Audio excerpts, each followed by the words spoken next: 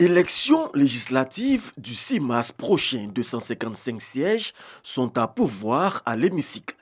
Au regard de la qualité des candidats et de l'engouement de toute la classe politique, la compétition s'annonce rude avec de grands chocs en perspective. Je prends le cas de Port-Boué. Port-Boué, ça sera un peu comme un match retour entre le maire actuel et naturellement le candidat du RADP. Je pense qu'au plateau, il y a le député maire Evo Jacques et son rival que nous connaissons, Odé. Donc ça fait que vraiment nous pensons que ça sera un grand derby. Derby, duel ou encore remontada. L'arène politique sera aux couleurs du vocabulaire sportif le temps des législatives. Dans le district d'Abidjan, les projecteurs seront une fois de plus braqués sur la commune du Plateau, où le candidat du PDCI Jacques Owo tentera de conserver son siège acquis de haute lutte il y a 5 ans. Mais cette fois-ci, le RHDP entend passer à l'offensive et jouer les premiers rôles. L'élection qui a eu lieu en 2016 et l'élection qui aura lieu cette année, c'est deux contextes totalement différents. Il y a le lien personnel que nous avons tissé, construit au fil des ans avec les différentes populations. Et ça, c'est extrêmement important. À Yopougon, pouvoir et opposition jouent gros. Il est de coutume que celui qui est au pouvoir à Yopougon ait la meilleure position. Je crois que c'est cette loi qui est respectée. Bon, que certains partent de là pour conclure que c'est une commune de pro-Gbagbo, ben, on verra bien. Le match n'est intéressant que si vous avez en face des adversaires de taille. Donc nous sommes totalement confiants. Nous les respectons, mais nous sommes confiants. Traditionnellement, il s'agit d'une circonscription dans laquelle le PDCI RDA, notre allié dans cette coalition électorale, a toujours fait environ au minimum 25%, quel que soit le type d'élection. Et puis il s'agit également d'une circonscription dans laquelle les partisans du président Laurent Gbagbo sont à tel point nombreux qu'on a donné dans le langage populaire ivoirien à la commune de Yopougon le surnom de fief de Laurent Gbagbo, de Yopougon de Gbagbo, etc.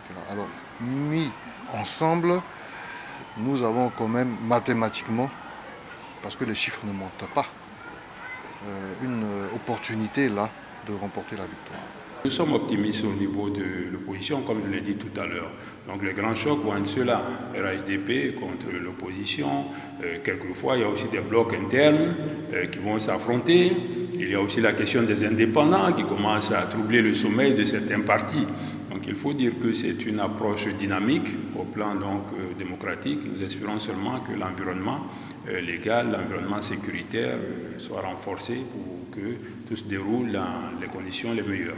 Comme choc interne, l'on assistera à un duel au sein de l'opposition entre Maurice Kakoudikawe du PDCI et Marie-Odette Lorognon de EDS pour le siège de Gagnois sous préfecture. Autre enjeu de ces législatives, le centre du pays, où l'opposition avec comme capitaine d'équipe le PDCI RDA voudra assurer sa victoire. Comme vous le savez, Yamoussoukro, c'est un symbole fort parce que c'est un des bastions les plus importants du PDCI. La première chose à laquelle nous nous attelons en ce moment, c'est donc la mobilisation de tous les électeurs.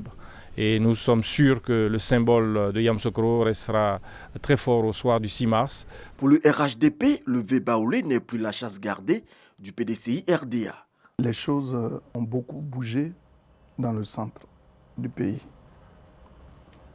Parce que le président Alassane Ouattara a fait d'énormes réalisations en Pays baoulé. Ce sont des atouts que nous pouvons comptabiliser. Mais au-delà de l'aspect de développement, il y a le fait aussi que la création du RHDP a beaucoup fait changer les choses. La plupart des hauts cadres du PDCI-RDA ont adhéré au RHDP. Donc il ne sera plus question de dire au niveau du centre que le PDCI est notre fétiche. L'ouest du pays, le bastion de l'UDPCI. Le RHDP veut déjouer les pronostics à la faveur de ces législatives. L'ouest montagneux de notre pays constitue un enjeu important pour le RHDP parce que vous savez qu'il y a des responsables du RHDP hier qui sont les leaders de cette région quand ils étaient au RHDP. Aujourd'hui, ils n'y sont plus. Et le RHDP a fait peau neuve avec de nouvelles têtes qui sont au travail à l'Ouest. Cette élection va venir pour montrer l'ancrage réel du RHDP. Et il s'agit pour nous de faire en sorte que ce qui est la réalité soit révélé à travers le nombre de députés que nous aurons. Nous voulons garantir que le RHDP gagnera la majorité des députés dans l'ouest du pays. Cette élection est effectivement une élection particulière. En ce qui concerne l'UDPC, une élection test au niveau de l'Ouest depuis notre sortie du RHDP. Donc nous avons eu beaucoup de séances de travail pour identifier les candidats porteurs donc d'une alternative apaisante, mobilisatrice qui nous conduise à la victoire. Et je pense que nous avons de bons candidats. Pour les électeurs, les matchs devront se jouer jusqu'à la dernière minute. Les derniers moments vont jouer.